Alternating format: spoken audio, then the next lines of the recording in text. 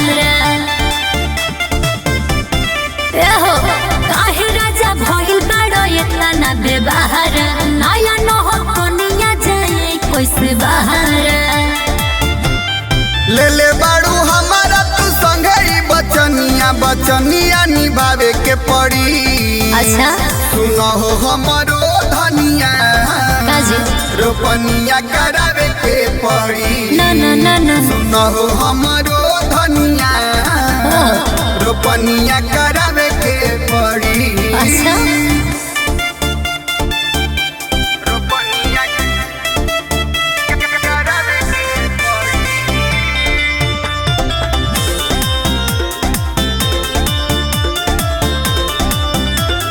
काहे नहीं बुझाला ये राजा, चोली कैसे तुहरा साथे।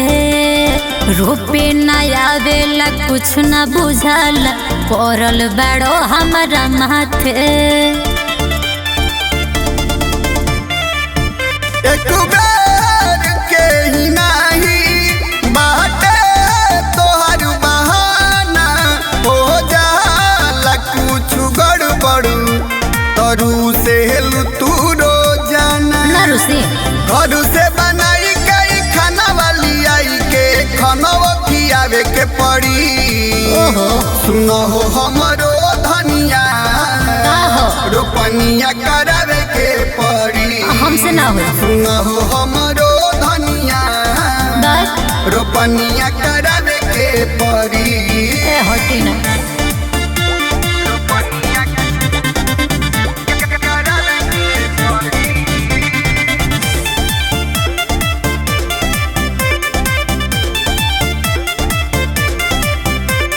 माई बाबू घर रही ये राजा, काम कोइने ना एको छाटा।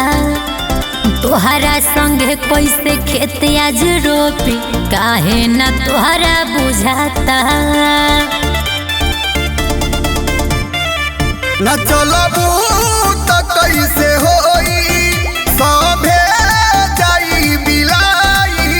ऐसे जे करबू धनिया तो भोजन कैसे भेटाई। होई बड़ा साथ गोविंद रहिए तोरा साथ, आज रोपिए के आवे के पड़ी। सुनो हो हमरो धनिया, ना ना ना ना रोपनिया करावे के पड़ी।